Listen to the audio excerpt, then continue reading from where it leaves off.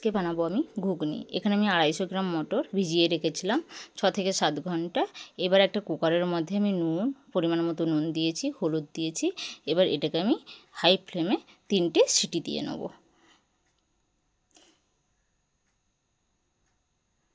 এখানে আমি 3টে সিটি দিয়ে নিয়েছি। এবার নিয়ে নিচ্ছি পেঁয়াজ, টমেটো আর আদা রসুনের পেস্ট। এখানে আলু কেটে নিয়েছি, 2টো মিডিয়াম সাইজের আলু। এবার কড়াইটা গরম করব। গরম করার পরে তেল দেবো। তেলটা গরম হলে এবার আলুগুলোকে লাল করে ভেজে নেব। হালকা ব্রাউন কালার আসবে, এবার ভেজে আলুগুলোকে তুলে নেব। পরিমাণ মতো আমি এখানে নুন দিয়ে দিয়েছি, দিয়ে দিচ্ছি হলুদ। এবার ভালো করে মিশিয়ে নেব। এবার একটু কভার করে হতে দেবো। দেখো এক সাইড ব্রাউন হয়ে গেছে। এবার অন্য সাইডটা আবার একবার নেড়ে নিয়েছি।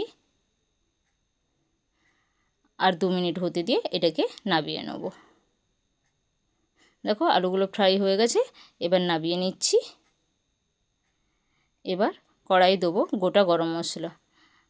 গরম মশলা দিয়েছি এখানে দারচিনি আর জিরে, শুকনো লঙ্কা, তেজপাতা। তোমরা জিরে না দিয়ে শুধু এলাচ, দারচিনি, লবঙ্গও দিতে পারো। দিয়ে দিচ্ছি পেঁয়াজটা। পেঁয়াজটা ব্রাউন করে ভাজতে হবে। দেখো ব্রাউন করে ভেজে নিয়েছি। এবার আমি এর মধ্যে দিয়ে দেবো আদা রসুনের পেস্টটা। ভালো করে আবার মিশিয়ে নেব। মিশিয়ে নিয়ে এবার দিয়ে দিচ্ছি টমেটো। আমি আদা রসুনটা দেওয়ার পরে 3 থেকে 4 মিনিট ভালো করে ভেজেছি। তারপরে আদা রসুনের গন্ধটা, কাঁচা গন্ধটা গেছে, তারপরে আমি এখানে টমেটো দিয়েছি। এবার দিয়ে দিয়েছি আমি লঙ্কার গুঁড়ো, হলুদের গুঁড়ো। আবার ভালো করে মশলাটা তেল ছাড়া পর্যন্ত আমি কষবো। দেখো মশলার গা থেকে তেল ছেড়ে দিয়েছে। এবার ভেজে রাখা আলুগুলো দিয়ে দেবো। আলুগুলো দিয়ে 3 থেকে 4 মিনিট আবার ভালো করে হতে দেবো।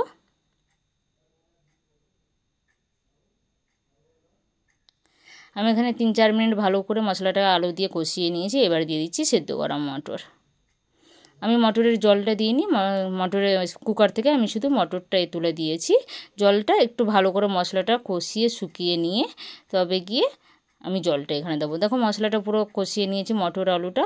এবার দিয়ে দিচ্ছি জল। জলটা দিয়ে আমি 5-7 মিনিট হতে দেবো।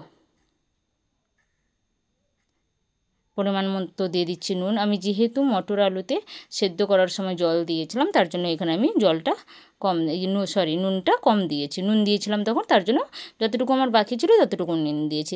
রেডি আছে আমাদের ঘুগনি। যদি ভিডিওটা ভালো লেগে থাকে তাহলে লাইক, কমেন্ট, শেয়ার করে দিও। চ্যানেলকে সাবস্ক্রাইব করো। আমি এখানে দিয়ে দিচ্ছি গরম মশলা। গরম মশলাটা দিয়ে ভালো করে মিশিয়ে নিচ্ছি। Thank you so much.